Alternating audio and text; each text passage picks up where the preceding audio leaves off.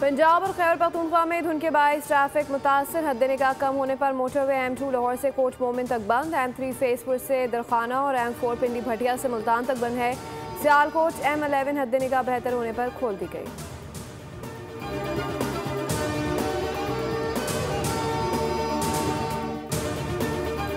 रहीम यार खान के इलाके कोट समाबा में पुलिस मुकाबले के दौरान 5 डाकू मारे गए। GP इरफान अली समू के मुताबिक डाकू शहीद से 6 लाख रुपए लूट कर फरार हो रहे थे।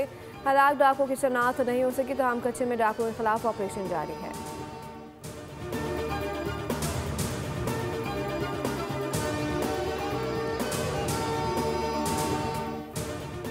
और अमेरिका की ब्राउन यूनिवर्सिटी में फायरिंग से 2 अफराद हलाक और 9 शदीद जख्मी हो गए। आर्मी मीडिया के मुताबिक हमलावर गिरफ्तार नहीं किया जा सका। तलबा को महफूज मकाम पर रहने की हिदायत की गई है। जख्मियों को अस्पताल मुंतकिल कर दिया गया।